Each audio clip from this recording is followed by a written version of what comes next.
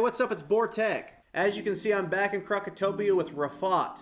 And unfortunately, yes, I am on a level 51 Ice Wizard. So that does mean Rafat has the tutorial for me. I thought this would be a perfect time to go over it with you and do a basic review of Gambits for each school and also which schools counter other schools. Boar. Yeah, 7 claws in my head. Let's get started with Rafat and just yap to him real quick, and then we're gonna run super quick to Selenopolis. In Selenopolis for the first time, this is where he invites us to the Blended Grove.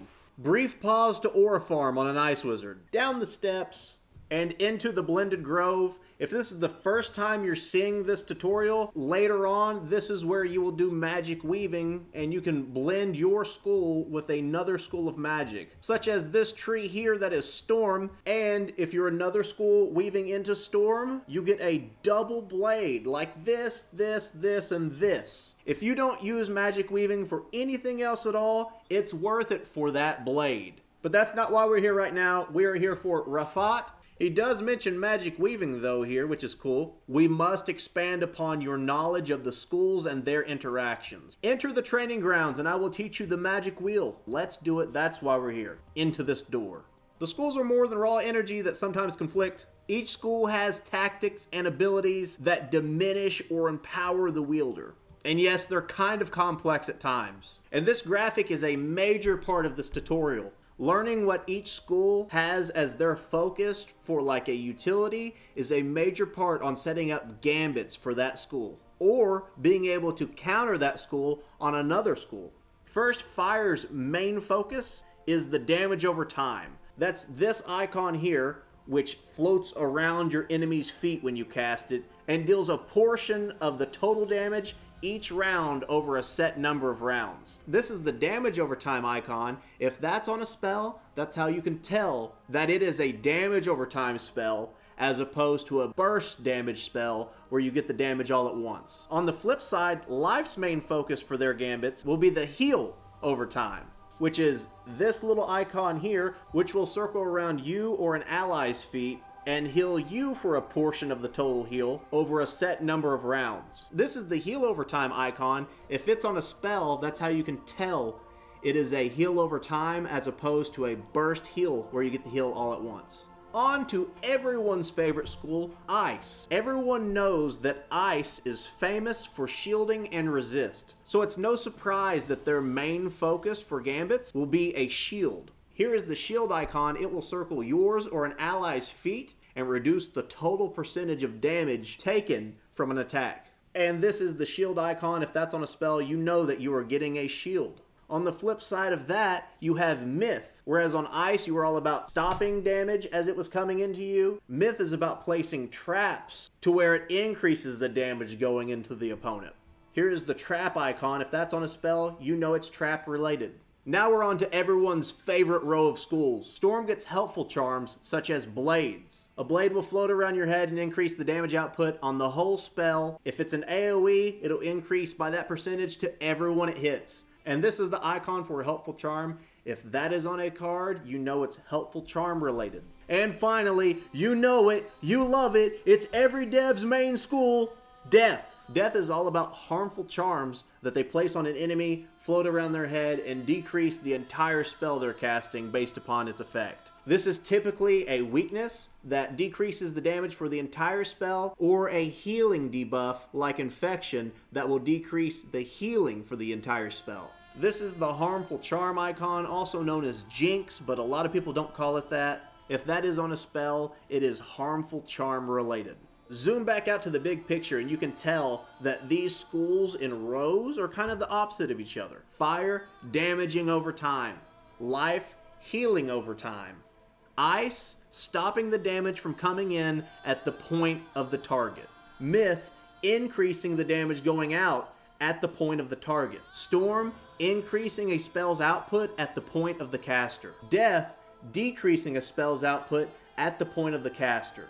You can see that the left side and right side are clear opposites. Balance doesn't make the list because balance is all things. They can do a little bit of everything, nothing great. That's enough of this graphic. Time for some on-the-job training. Run up to these two elementals, One is myth, one is life, and in this instruction, the player will be death. So you can see how the spiritual schools interact with each other and their gambits. As I just said, we're a death wizard. He's altering us to be a death wizard. And as a death wizard, we got our school's focus, a weakness, put it on the life. Weakness. The life casted a heal over time. That's its main priority. And myth cast a trap on us. That's its identity. He's kind of echoing me here. Now with that weakness we just placed, we're going to set up a gambit for our next spell. As you can see, gambit 1 weakness, harmful charm, jinx, for a minus 50% damage weakness. The gambit will get rid of one thing listed on the card to give you another thing listed on the card. In this case, it will be upgrading your weakness from a 25% weakness for a 50% weakness. Cast it now. There's a 25 weakness gone, 50 weakness back on.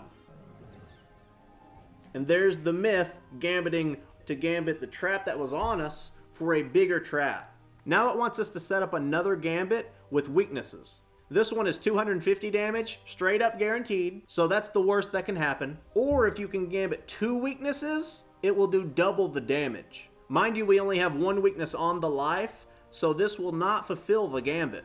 But you can still cast the spell to get its base effect, like this.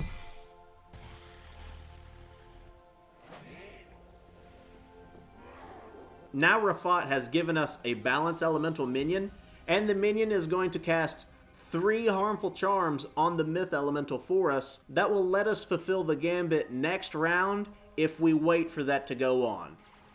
And our minion sets up the gambit for us with the weaknesses it's placing. And as Rafat says, it doesn't matter where they come from, as long as they're there, you can use them for a gambit.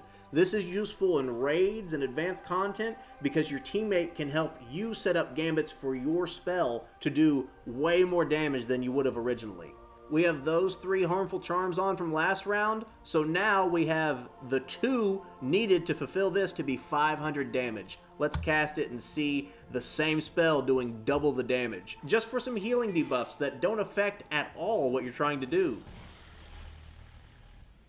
And there's the 500 damage. Fulfilled the gambit, did double the damage. Into what we call the magic wheel. And this is the graphic for the magic wheel. It's kind of like 2 games of rock, paper, scissors going on at the same time. Whereas in these triangles, you have rock, paper, scissors. Rock, paper, scissors. Rock, paper, scissors. Whereas fire counters ice, ice counters storm, storm counters fire. The myth counters death, death counters life, life counters myth. And again, balance in the middle because as I said earlier, balance is all things. And you also have on this 2 layer of rock, paper, scissors going on that the outer triangle and the inner triangle also interact in the same clockwise, counterclockwise fashion. Whereas if you go clockwise to something, you counter it. If you go counterclockwise to something, it counters you. So going clockwise, storm counters fire, but storm also along the same path counters life. And going backwards, storm is countered by ice, but before you get to ice, storm is also countered by death. And for a while, I would just keep this picture handy and know that if you're going clockwise to get to the next school, you're countering them. If you're going counterclockwise, you're getting rim checked, homie. You're done. And now it's going to give us another illustration on how the schools interact. This time, we're in ice. I'm in ice anyways. And we're going against a storm and a fire and seeing how all the elemental schools interact with each other. I'm in ice, so my focus will be shields. Handy enough, it gave me a storm and a fire shield. Let's put that on and see the effects that play out this round. Shield on the good little ice boy. While the storm is casting a positive charm, helpful charm, blade. And the fire is casting a damage over time on me. Jamie, pull up that graphic. As you can see on the wheel, ice counters storm, meaning that every time storm casts a blade to improve itself, we can clear that blade to improve ourself. Clear is really just another version of a gambit where you get rid of something to get something else. The main difference is Gambit is getting rid of something that benefits you, the caster. Clear gets rid of something detrimental to you, the caster. In this case, we're getting rid of a blade that would do 35% more damage to me in exchange for a 20% universal shield. A lot of clears come with insane value because you don't even have to set them up. Your opponents set them up for you. Let's observe. So there's the fire countering my shield just by splitting the damage into multiple rounds. Here is the ice countering the storm by turning the blade into another shield. And it wants me to pass again to show you that this damage over time is still wrecking my shields. So that fire just destroyed all my shields off that damage over time. And now it's clearing my shield to generate a damage over time that benefits it. That's fire hard countering ice. And on the last side of that triangle is storm countering fire. Storm can clear damage over times in exchange for more damage on themselves. Let's clear this damage over time off of ourselves and get more damage. Here we are, storm spell. Get rid of fire effect, get back storm effect. Now we have that 25% buff. With this buff, we should be able to take them both out with one big hit, and this was set up with a clear spell. And boom, they're all gone. Other schools can enhance each other, and you synergize very well with schools that you're connected to on these smaller triangles right here. For example, Fire really likes to gambit off traps, and Myth really likes to cast traps. Let's talk to Rafat one more time. Yap.